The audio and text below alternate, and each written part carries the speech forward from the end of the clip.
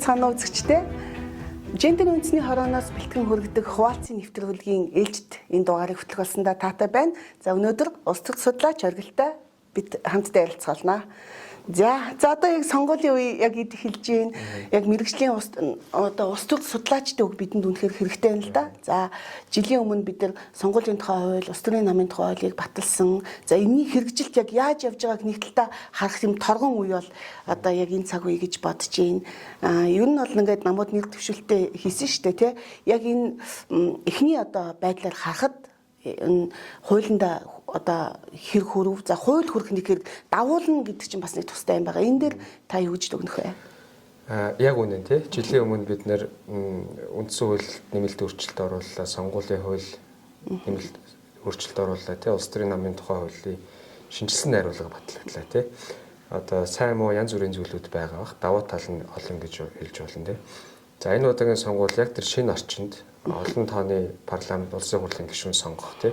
Ингэхдээ холимог тогтолцоогоор сонгох ийм онцлогтой сонгуул болж байгаа. За мэдээж сонгуулийн кампанид ажил хийх арай болоогүй, санал авах өдөр бас арай болоогүй байна. Одоогийн байдлаар ерөнхийдөө хуулийн хэрэгжилт хэрэгжиж байна гэж бодож байна. Энэ хуулийн нэг онцлог зүйлүүд байгаа шүү дээ тий. Сонгуулийн хууль дээр нийт нэр улс төрийн намын ёслоос нэр дэвшигчдийн 30-аас доошгүй аль нэг үсийн төлөвлөл байна гэж заасан байгаа. 30-аас доошгүй хувь нь гэдэг чинь уг нь бол ингээд босго юм байгаа тий.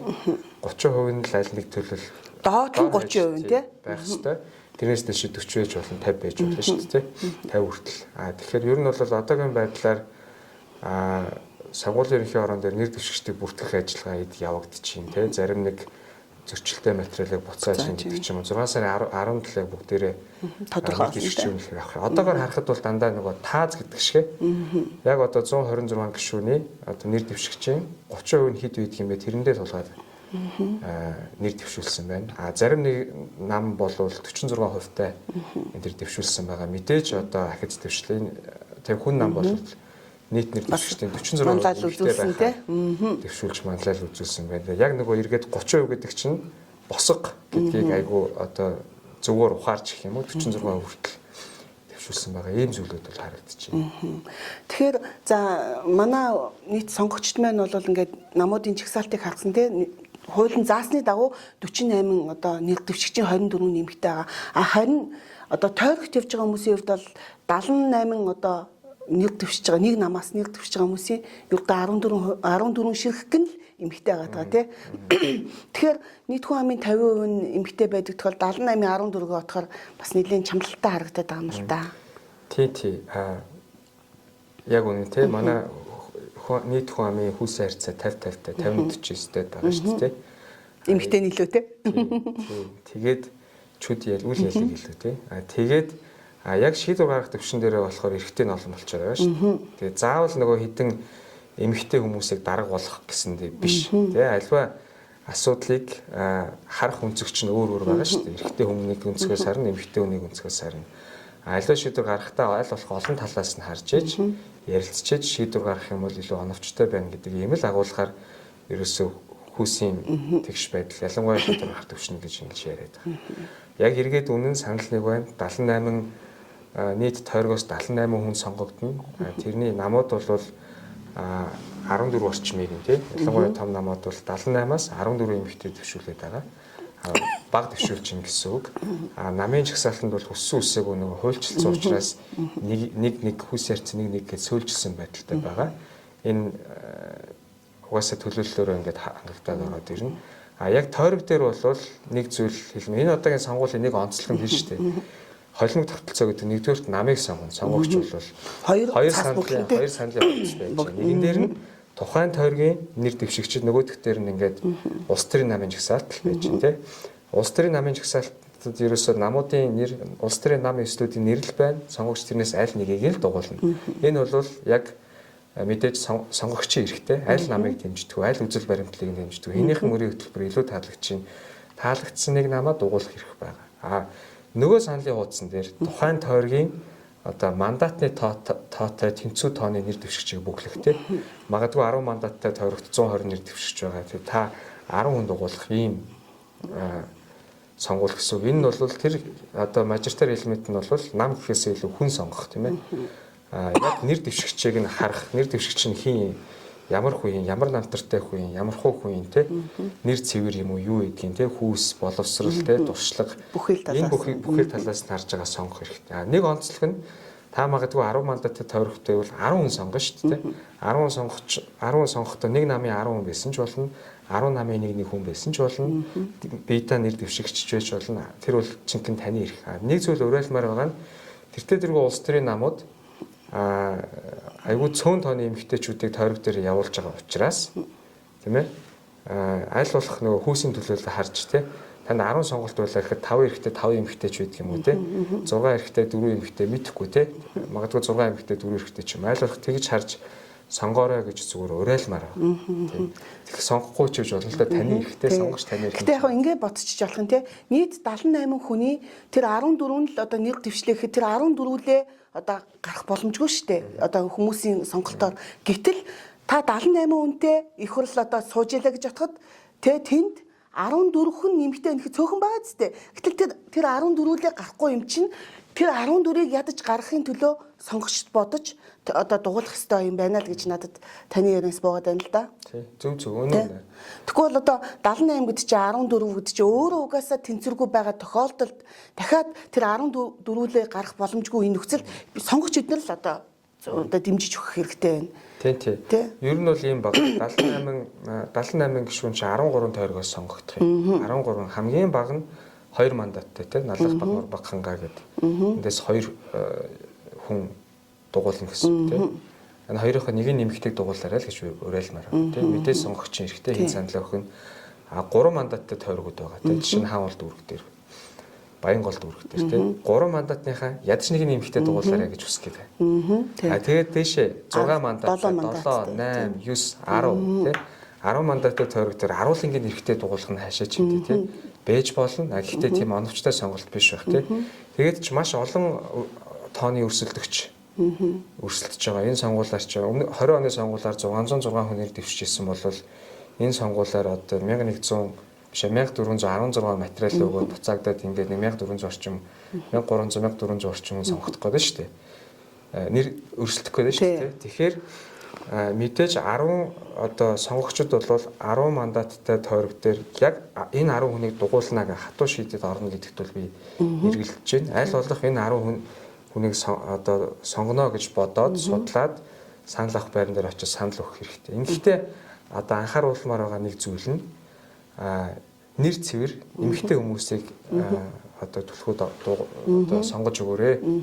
Ер нь монголчууд ч юм бол уламжлаараа хизээнээс тийм арга билгийн ухааныг бол эрхэмлдэг. Энд чинь бол нөгөө тухайн хинбэхээс илүү тухайн хүүсийн төлөөл байж иж илүү нөгөөний нийгмийн бүлгүүдийнхаа эрх шиг тэнд хангах учраас одоо жишээлбэл хэлж шít 10 мандаттай газар болох үсрээлтэй 2 за 7 мандаттай газар ганцхан тэг ингээл 5 мандаттай газар ганцхан эмэгтэй байгаа. Тэгэхээр ерөөсөө заавал тэнд байгаа ганцын дугуулах тийм итгэл үнэмшилтэй хүмүүс мань ороосой. Нөгөө талдаа гэвэл ер нь бол 3 хүн тутмын 2 хүн тутмын одоо хамаагүй одоо 2 эрэгтэйг зур 3 дахь нь заавал эмэгтэй байгаасаа гэдгийг л одоо бүр зориулж хэлмээр байна. Тэн дээр бол бид нэр бас эмэгтэйчүүд төлөөл байгаа тохиолдолд одоо улс орнуудын тэ судалгаа хийдэг авилгын индекс бол буусан байдаг, буудаг. Тэгээд би бол заавал нөгөө төлөөлийг хангаасаа гэдгийг бүр хэлмээр байгаа байхгүй. Намууд одоо хангалттай дэвшүүлж өгсөнгүй тэ. Энэ дээр нэг жишээ хэлэхэд те юу авилгын индекс буурдаг гэдэг зүй тогтол байгаа те. Гэхдээ тэнд яг учир шалтгааны холбоос байна уу гэвэл бас мэдэхгүй байна те дараагийн асуудал. Гэхдээ авилгын факт нь тэр индекс яг тийм одоо факт бол байгаа. Авилгын индекс гэдгээс илүүтэй маш олон давуу тал байгаа шүү дээ. Эрэгтэй эмэгтэй хүмүүс эжилдэг шин гişээ зургаар оролцсноор те асуудлыг олон талаас нь харж байна. Эргээд нөгөө шийдвэр нь одоо давхар шүүлтүүрээр шүүгдэж байгаа гэсэн үг илүү хүлээн зөвшөөрөгдөх чадaltaй байна.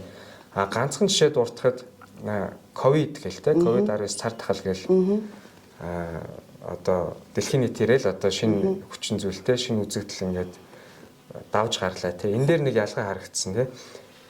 Эмэгтэй хүн удирдах байгаа улсууд, эрэгтэй хүн удирдах байгаа улсууд харилцан адилхууд давж гарсан. Ерөнхийдөө эмэгтэй ерөнхийлөгчтэй эмэгтэй ерөнхий сайдтай улс орнууд илүү нөгөө бага хохиролтой ковидыг даван туулсан тийм эмэгтэй хүмүүс энэ бол юу хэлээд байгаа юм бол эмэгтэй хүн илүү ухаантайтай биш ээ тийм илүү мундаг гэсэн үг биш эрэгтэй эмэгтэй хүмүүс ингээд асуудлыг өөрөөр харж байна эмэгтэй хүмүүс одоо ялангуяа цар тахлын үед бол эмэгтэй хүмүүсийн харж асуудлыг шийдэх өнцөг нь эрэгтэйчүүдийн бас өөр байсан.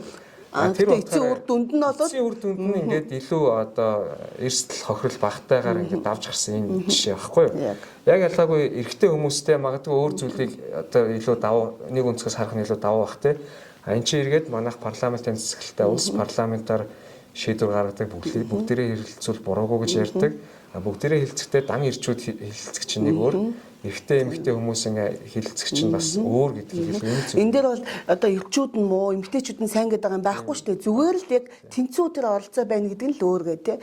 Ориглоо би нэг одоо улс төр судлаачийн хувьд өөрөөс чинь нэг юм асуумаар байна л да. Ер нь шүү дээ. За мэдээж аливаа юмыг хуулиар одоо хуульчилж тэ зохицуулж болох ч гэсэндээ одоо ёс зүй амлсан бол тий ёс зүйн хувьд бол хариуцлага хүлээнэ гэдэг улс төрийн намуудад их чухал зүйл байх гэж би бодоод байгаа байхгүй юу. За тэгээ энэ дээр юу хэлэх гээд юм гэхээр одоо өнгөрсөн за ер нь бол нөө нэг лист жагсаалт бол сөөлжлөн гэдэг бол үндэ бол манай улс төрийн намууд бол манлайлал үзүүлсэн ерх хэлж байгаа нам бол манлайлал үзүүлсэн энийг бид нар мэдж байгаа.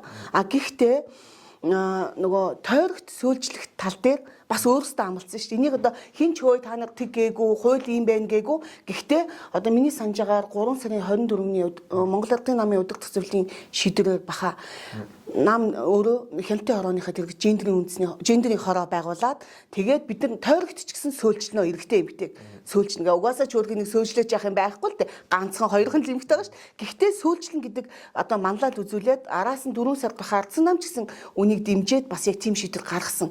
Гэтэл сонгуулийн ерөнхий хорон дээр одоо нэр зочсон байгаа шүү дээ. Намуудын очисон нэрсээр одоо саналын хуцыг хэвлэнэ. Тэгсэн чи тэнд нөгөө сөөлжлөх гээд байгаа нөгөө эмэгтэйчүүд нь байдгүй.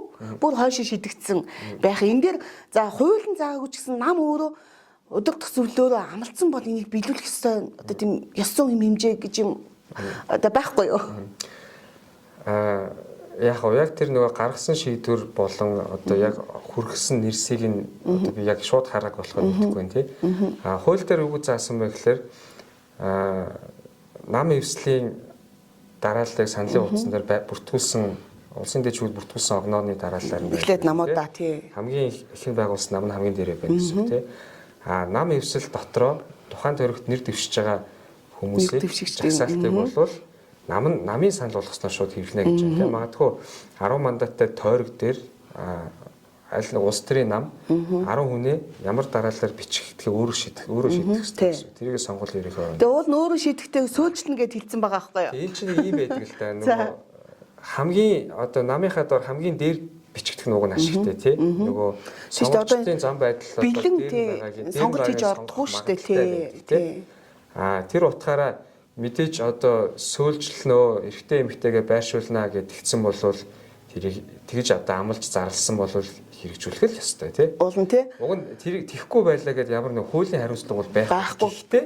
Ёс зүйн хариуцлага гэдэг юм гэсэн бол одоо ингэнэг амлсан бол амлалтнаа хүрэх ёстой л гэж бодож байна. Тэгэхээр одоо иргэд чинь намуудад яагаад одоо дургу болсон гэхээр амснаа билүүлдэг учраас намуудад итгэхгүй байна гэдэг асуудал гаргацсан байгаа шүү дээ. Гэтэл яг энэ мэтэр худлаа амлчаад үгүй билүүлэхгүй бол яах гэж амлсан юм. Хин ч амлаач гэж гуйгаагүй үстэй. Юу байна л дээ тий. Нөгөө 78 нэр дэвшигч чинь 39 биш байгаа шүү дээ харьцан тий. Тэгэхээр ингээд шууд ингээ эрэгтэй эмэгтэйгээ сөөлжж болохгүй тий. Гэхдээ цөөн байгаа эмэгтэйг ууг нь урдаа гаргасан бол тэр бол маш том манлайлал байхгүй юу тий. 10 нэр дэвшигч явуулахдаа 2 эмэгтэйг явуулсан бол эхний хоёрт эмэгтэйгээ тавьдаг ч юм уу тий. Эсвэл 1 дахь 3 дахь тий. 1 дахь 4 дахь 2 дахь 3 4 дахь ч юм уу тий.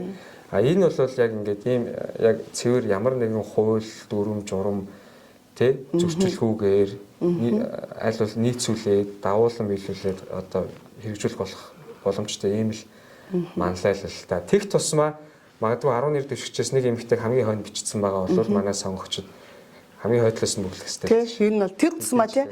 Тэгэхээр намууд уул нь ингээ амлчихж байгаа байхгүй би дахиад ингээ бүр ингээ миний нөгөө ягзаар хөдлөнө гэдэг шиг юм болоод байна л та. Намууд амлсан. Намууд амлахдаа бид нар ингээ тойрог дээр нэгсэн чагсаалтанд бичгтээ эрэгтэй эмэгтэй хүмүүсээ сөөлжлөнө гэж өөрсдөө амлж удирдах зөвлөөрөө журмаа гаргасан.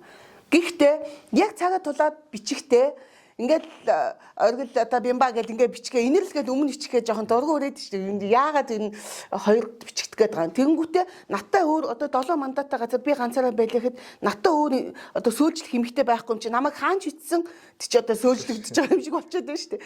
Одоо шил 4 хүн одоо за 6 мандаттай газар 4 эмэгтэй байлаа гэхэд 1 2 за 3 2 4-т нь эмэгтэй байлыг сөүлжиж болох байгаад байсан бол энд чинь ганц байгаа юм чи яаж сөүлжлүүлнэ гэх юм. Тэгээ яг энэ нэг юм цоорхойг ашиглаж ингэж хүмүүсийг мангартуулаад байгаа нь жоохон муухай байгаад байна. Тий. Тэгээд нэг зүйл нэмээд хэлээ те. Энэ сонгуул бол шинэ орчинд болж байгаа сонгуул те бүх юм шинэ те. Маш олон хүн сонгох, нам сонгох, янз бүрийн одоо шинэ хүчин зүйлүүд байгаа. Тэгэхээр сонгогчид маань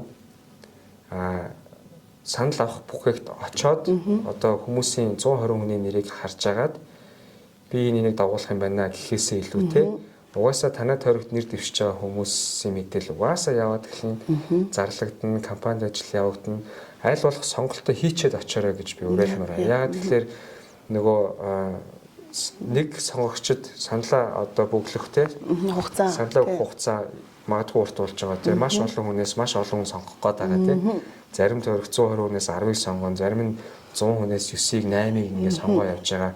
Тэр болгоноор санал авах бүхээг дээр очиж ингээд бодох, харах, хайх биш.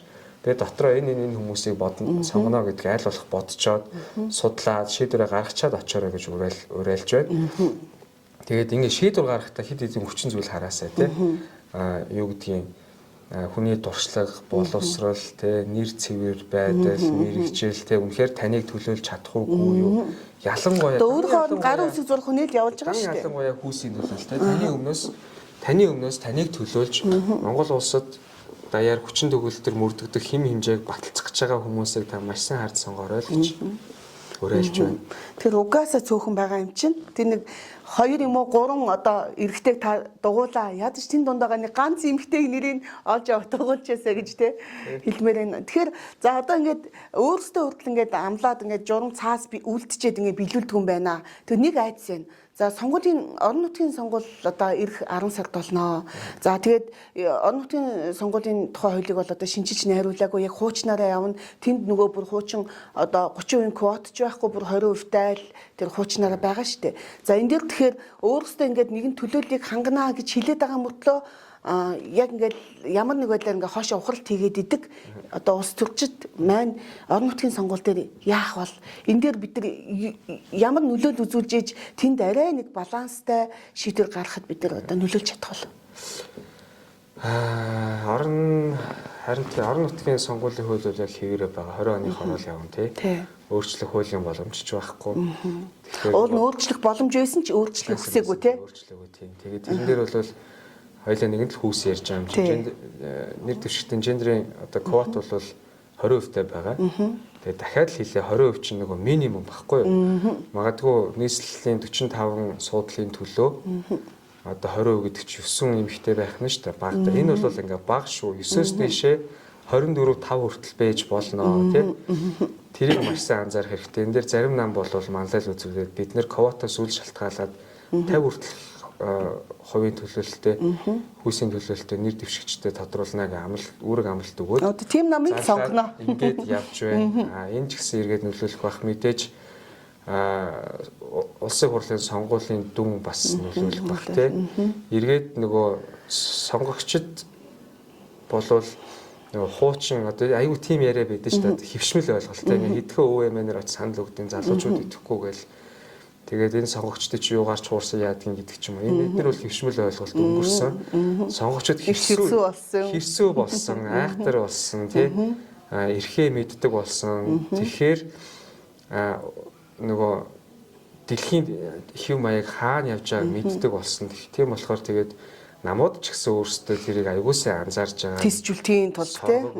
Тэгээд сонгогчдын л одоо нүүр царай тусгал юм чинь дагаад одоо манлайл гаргаад дан ялангуяа одоо орон нутгийн сонгуул дээр болвол орон нутгийн сонгуул бол улсын хурлаас ялгаатай илүү тухайн орон нутгийн хөгжлийн бодлого тийм ээ улсын хурлтай харьцуулахад харьцангуй аж ахуйн шинжтэй ч юм уу тийм одоо орон нутгад яг эмэгтэйчүүд бас голлох яг өөрийгөө гүйцэтгэж явж штэ яг тэн дээр яг аж ахуйдаа өөрийн хэлснээр аж ахуйн асуудал ч яадаг нэг талаасаа аж ахуйн дээрээс нь илүү иргэдээ эрүүл аюулгүй орчинд амьдруулах те тэр орчныг ингээ хөгжлийн бодлогоор хангах ийм чиг үүрэгтэй улсын хурлаас ялгаатай ийм чиг үүрэгтэй институт болохоор өссөн үсээгүй энийг бол нөгөө эмэгтэй эрэгтэй хүмүүсийн төлөөлөл чигт байх угаасаа шаардлага үүсэж байгаа. Тэрийг ч гэсэн намууд мэдэж ингээд анзаарахтай хандах байх л гэж.